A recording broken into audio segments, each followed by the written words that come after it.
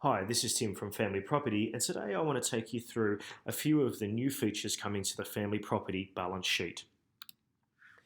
So I just want to quickly introduce the balance sheet you see on the screen here. It's a super simple one. There's a family home with a value of $1 million.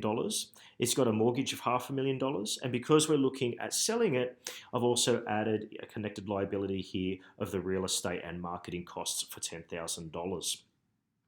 Now, the first new feature I want to introduce to you today is the ability to look at your balance sheet from a net proceeds point of view. So to do that, you go over to this new toggle here, and normally and by default it's going to list all items on the screen in your balance sheet. But if you click on show net proceeds, what it's going to do is it's going to fold up all of those connected liabilities and display a single line item for the family home now. Now you can see here clearly that it's actually showing you the net proceeds calculations now, and the value here is not $1 million anymore, but $490,000, which is what will be remaining after the proceeds of sale, and all of the liabilities have been discharged. Now the great thing about this is you can now move a single slider to change the proceeds of sale for this asset, like I'm doing right now. And Family Property will automatically keep all of the liabilities and recalculate them for you in sync with you behind the scenes. So let's have a look. As you can see, they've all been moved to ensure that the outcome of the proceeds of sale of the family home is at 50-50. So I'm going to put this back to where it was. There we go, and introduce you to the next feature. Now the next feature is to do with cash adjustments that are added when you want to reach a particular percentage outcome. So let's go up here to my calculator, and I want to apply a 55-45 split. So what I'm going to do now is apply this, and you can see here that in order to reach that outcome, there needs to be a payment to James from Jane for $73,500. Now, this has been in the product for a while, the ability to have those cash adjustment line items applied to your balance sheet for you. But if you scroll down the bottom here, you'll notice that it will now tell you in the outcome box that there is that cash adjustment line item in the balance sheet, as you can see right there, making it really clear that that's being factored into the outcome. Also, if you were to automatically adjust the proceeds of sale of a particular asset to reach that percentage outcome, as you can see now, the slider's automatically been moved to reach that 55-45% outcome.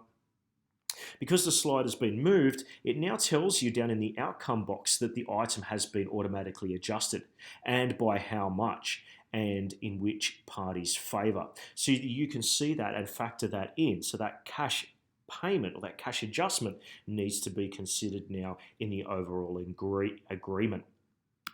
So what I'm going to do now is just put it back to a cash adjustment line item and introduce you to the next tweak that you can add here. So I'm going to put this back to my original split here so that I get my cash adjustment items back in my balance sheet. Now, sometimes you may not want these cash adjustment line items to be factored into the asset and liability subtotals, because you may look at this and say, well, they're actually inflating my asset and liability subtotals, because in reality, the asset pool is only $490,000. These haven't been factored in yet, but they do need to impact the overall outcome, which needs to be 55-45 at the end of the day. So now you can do this in Family Property. You can actually choose to have these not factored into the assets and liabilities and calculated right at the end.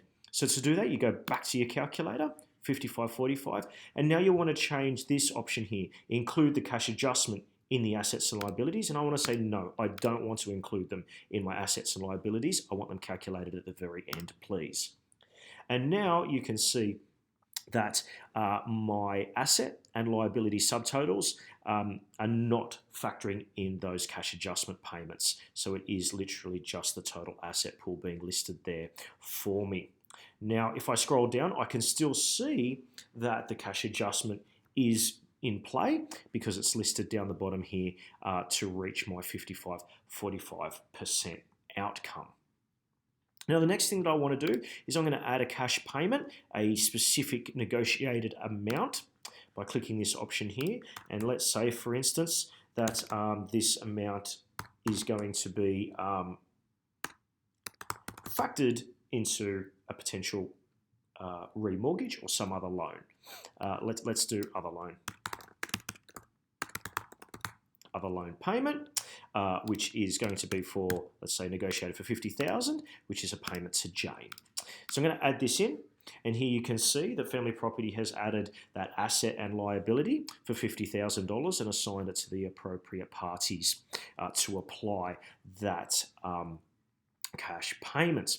Now, if I scroll down the bottom, you'll see that it's listed here in the outcome box. There is that other loan payment that is going to be made to Jane for $50,000. So you can see that clearly listed there as well.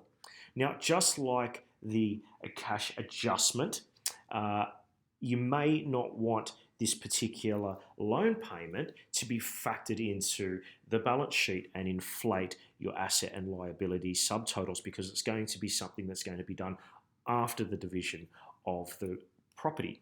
So what you do is you click back in on this item here, scroll down to the bottom under other actions, and what we want to do is we want to exclude this cash payment, because this is a cash payment line item, from being factored into the assets and liabilities pool.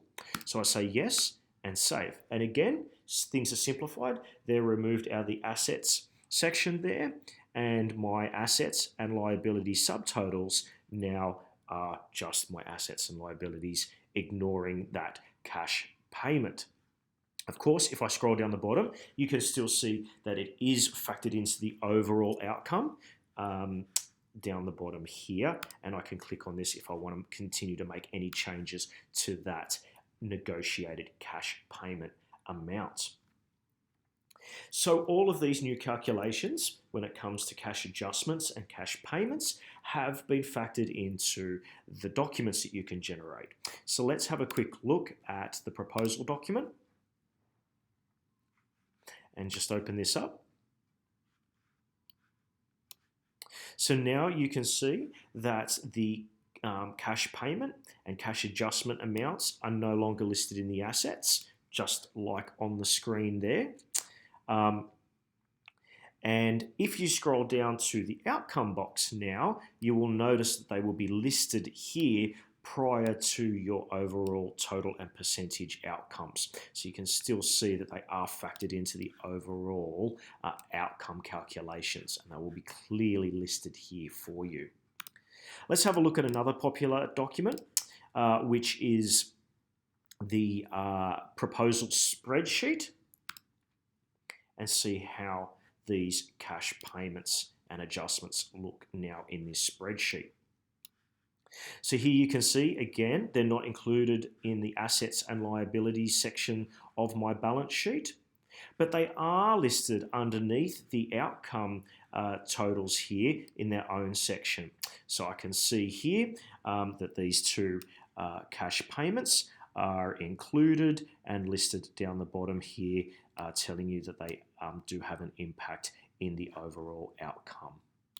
I hope you have found this as a helpful introduction to some of the new and exciting enhancements coming to the Family Property balance sheet soon.